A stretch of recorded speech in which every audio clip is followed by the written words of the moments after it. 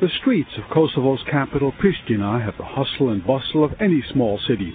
But 4 years ago, the streets were deserted as Yugoslav militias rounded up and deported hundreds of thousands of ethnic Albanians, Kosovo's majority population. The Albanians only returned after 72 days of NATO bombing forced the Yugoslav army to withdraw. As soon as they returned, the Albanians took back the university from which they had been expelled in the early 1990s. Now the tables were turned, and the Albanians threw the ethnic Serbs out.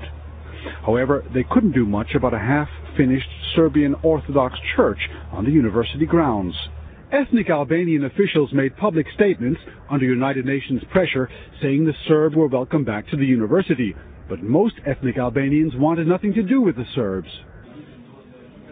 Some Albanians say there should be regional standards for minority rights. Why should the Serbs be allowed to study in their own language here at the University of Pristina if ethnic Albanians are denied the same rights in the neighboring former Yugoslav Republic of Macedonia? I am for that any minority in Kosovo gets all the rights that some other minorities have in democratic countries.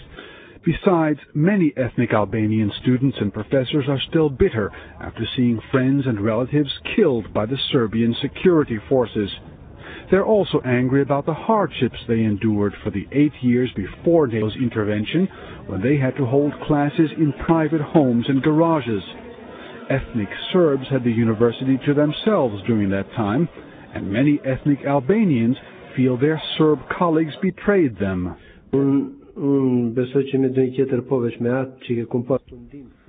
Okay, maybe with my personal assistant I wouldn't work again, because he personally invited the police and they had fired me out from the university, but maybe with someone else I could. Even the 40,000 United Nations peacekeepers sent here initially could not stop a wave of revenge attacks against ethnic Serbs. More than half of them fled Kosovo. Ethnic Serb professors and students retreated to Kosovo's largest Serb enclave, Mitrovica, only 30 miles from Pristina, and rebuilt their university there. The town is still divided into two halves, one Albanian and one Serb. This bridge was the site of numerous clashes between the two sides.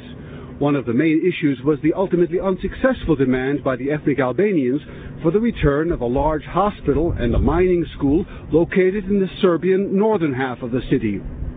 The Serb university took over the mining school, a part of the University of Pristina, and threw out the ethnic Albanians. With support from Belgrade, they've put up new buildings and equipped libraries and labs from scratch. Scholars here say they are now the victims, and they have little sympathy for the hardships the Albanians suffered earlier. I wouldn't like to compare suffering, but if we speak about suffering, until 1990, the ethnic Albanians lived in a state where they were completely recognized as full citizens. Today, we have a completely different situation because there are hundreds of thousands of Serbs who were moved away from Kosovo, and it's not clear if they can ever return. The United Nations, which is temporarily administering Kosovo, has tried without success to get the Albanian and Serb universities to open their doors to students from both ethnic groups. But the UN is particularly angry with Kosovo's new ethnic Albanian-dominated government for refusing to even recognize the Serb university.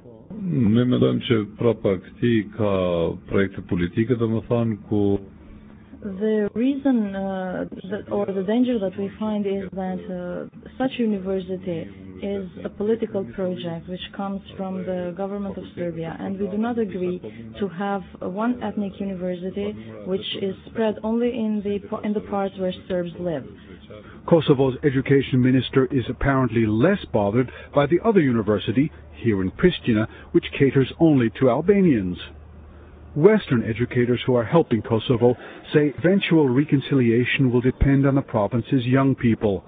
While many bear psychological scars from the violence they have lived through, most appear to hope that one day all of Kosovo's people can live together in peace. For the Chronicle of Higher Education, this is Burton Bollag in Pristina, Kosovo.